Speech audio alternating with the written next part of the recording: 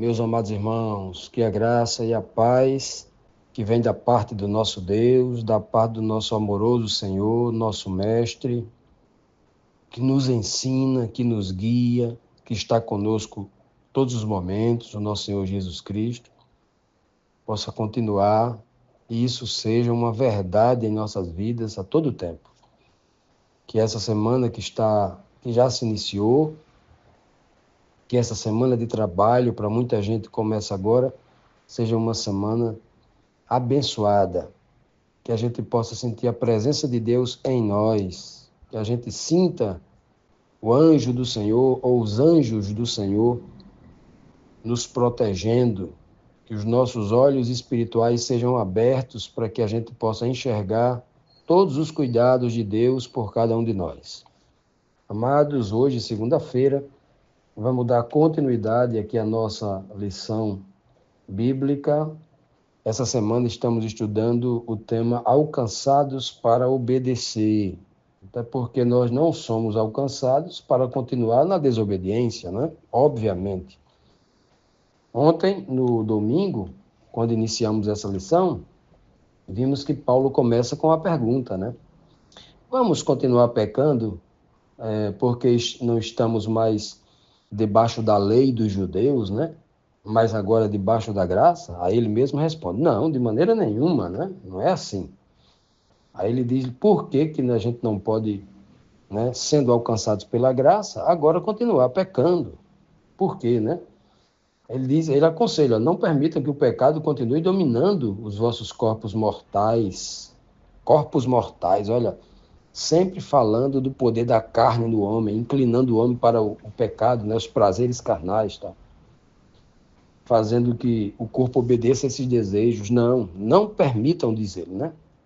Ele ainda diz um outro conselho, um outro não ofereçam seus membros, né, dos seus corpos ao pecado e se transformando em instrumentos de injustiça. Pelo contrário, a graça nos alcançou para que agora os nossos membros pratiquem a justiça que a gente está aprendendo da palavra de Deus, né? Que está aprendendo na lei de Deus, lei e palavra, aprendendo aí a fazer o que é certo. Então, Paulo começa assim, e hoje, na terceira pergunta, diz assim, que diferença havia entre os religiosos judeus cristãos que estavam na igreja lá em Roma, né, e as pessoas alcançadas pela graça, tanto judeus quanto gentios, né? Romanos 6,14 diz assim, pois o pecado não os dominará, porque vocês não estão debaixo da lei, mas debaixo da graça. E o que Paulo está querendo dizer com isso aqui, né? Muita gente que estava debaixo da lei, ou seja, oprimidos pela lei, como eram aqueles religiosos judeus do tempo de Jesus, eles estavam realmente dominados pelo pecado. E Cristo denunciou isso muitas vezes. Não foram poucas as vezes em que Cristo disse assim, se vocês são filhos de Abraão, se vocês seguem a lei de Moisés, se vocês são isso, se vocês são aquilo, se vocês são o povo de Deus, se vocês têm fé, por que é que vocês estão tentando me matar? Cristo não disse isso uma vez só. Ele falou isso várias vezes. Por que vocês estão me tentando? Por que vocês estão fazendo perguntas para mim capciosas, tentando me colocar numa situação difícil para me prender e me matar? Então, Cristo falou isso de outras maneiras, obviamente, né? Diversas vezes para os judeus, né? Amando da liderança da cúpula maior, né? Do sumo sacerdote, dos principais sacerdotes, aquela cúpula que comandavam o Sinédrio. O Sinédrio era um grupo de conselheiros onde os maiores cargos dos levitas, a cúpula religiosa dos judeus, enviavam espiões o tempo todo para estar monitorando as pregações e as ações de Cristo. E o tempo todo eles estavam buscando uma falha, alguma fala que ele pudesse usar de forma em duplo sentido, para que pudesse incriminar Cristo o tempo todo. Qual o interesse? Fazer o mal ao seu próximo. Quem era o próximo? Jesus. Então, Cristo denunciou que claramente o pecado, a sede por sangue, a sede por morte, né? A competição, porque não admitiam que Cristo fosse mais sábio do que eles e tal, né? Cristo ameaçava o reino deles de cobiça. Então, eles queriam ali, o pecado estava dominando o coração. E aquele povo ali, aqueles líderes judeus, eles eram as pessoas que conheciam a letra morta da lei. Eles conheciam as escrituras decorado, mas como não olhavam para essas escrituras com o espírito, o olhar era um olhar técnico, gramatical, era um conhecimento apenas da letra morta, né? Eles não tinham entendimento espiritual, né? Não aplicavam esse conhecimento espiritual profundo a si mesmo para crescer nesse conhecimento. Como dizia Davi, medito na lei do Senhor de dia e noite, por isso que eu não peco contra ti. Olha que coisa linda, né? Não basta ler e entender e falar para os outros a lei morta. Você tem que meditar nela dia e noite e colocar aquele ensinamento aplicado à sua vida para que você conheça ainda muito mais o que Deus quer dizer com aquilo. Então, Paulo vai dizer aqui, olha, o pecado não vai dominar mais sobre você quando? Quando você não viver mais oprimido debaixo da lei. A lei, ela não existe para oprimir ninguém, não. Quando você é alcançado pela graça, você entende o amor de Deus, você entende que Deus não deu uma lei para lhe fazer mal, mas para lhe fazer bem, e você conhece esta lei que lhe levou até Cristo, então agora você, com esta graça, com esse entendimento espiritual profundo, com o batismo com o Espírito Santo, olha só, então você não se sente mais oprimido. Então você já não vive mais como aquele judeu antigo, preso à letra morta, oprimido debaixo de uma lei. Agora é diferente. Você agora entende por que precisa obedecer. Você não vive mais oprimido por uma lei de letra morta, né? Aquela lei que dizia, só é pecado se você consumar o ato de adultério. Não, a lei agora, debaixo da graça, é a seguinte, se você apenas pensar, desejar a mulher do próximo, você já está iniciando no caminho do pecado. Então repreenda isso. Não dê vazão às suas fantasias pecaminosas. Corte, repreenda em nome de Jesus e abandone esse pensamento. Veja que aí você não fica mais oprimido, dando lugar, vazão à carne, como Paulo disse nos versículos anteriores. Não permitam se demorar nos pensamentos do pecado. Não alimente a sua carne com isso, porque você vai acabar caindo no pecado. Continuando, amados, vamos aqui para a quarta pergunta, que diz assim: a graça de Deus livra o homem que tem a fé em Jesus, ou a fé de Jesus, de quê? A graça de Deus livra o homem que tem fé em Jesus de quê? Do que é que ela nos livra? Obedecer à lei leva à morte ou leva à justiça? São duas perguntas aqui no mesmo contexto, e a gente vai encontrar a resposta aqui no mesmo verso. Romanos 6,16 diz assim: é como se Paulo dissesse, vocês não sabem que quando vocês se oferecem a alguém para lhe obedecer como escravos, tornam-se escravos daquele a quem obedecem? Olha, a quem obedecem. Escravos do pecado que leva à morte ou da obediência que leva à justiça. Veja que Paulo está trazendo à tona aqui algo que era conhecido pelos judeus, uma prática muito, inclusive está na lei de Moisés, as regras desta prática. Quando alguém falia, quando alguém perdia tudo, ele se oferecia ao seu irmão judeu, seu irmão hebreu, para ser funcionário dele, para trabalhar nas terras dele, né? Como escravo, no máximo até 7 anos.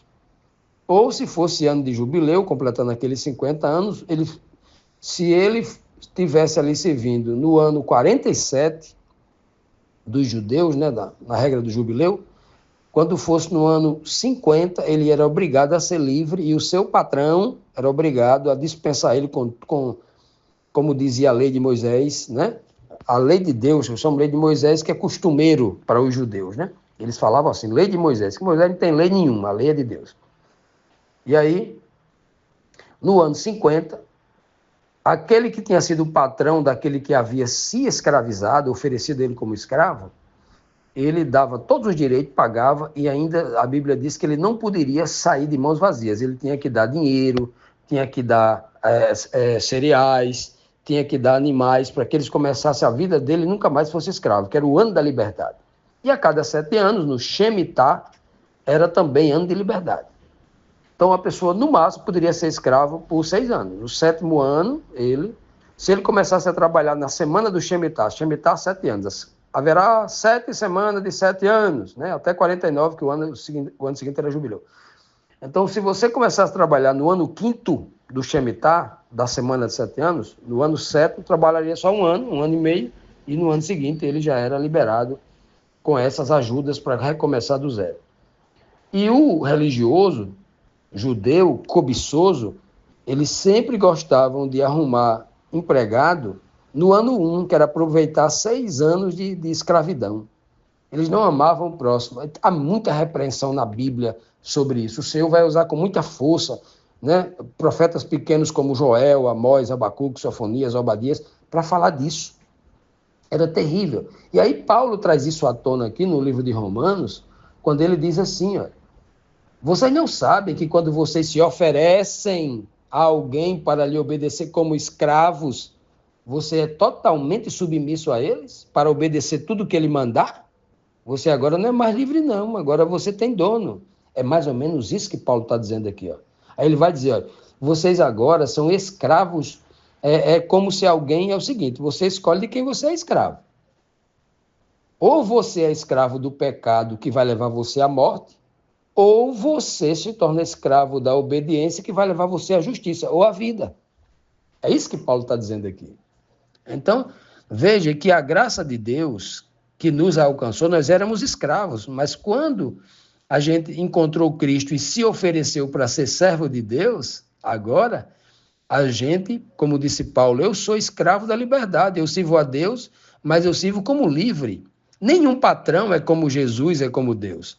Porque quando eu resolvi ser escravo, fui escravo da liberdade. Eu posso ir e vir a hora que eu quiser. Deus é um patrão diferente. Jesus é um gerente de obra, é um comandante das coisas de Deus, que não é como os seres humanos que exploram os escravos e não dá justiça na hora de dar a liberdade. Não, ele já dá liberdade na hora que eu procuro ele.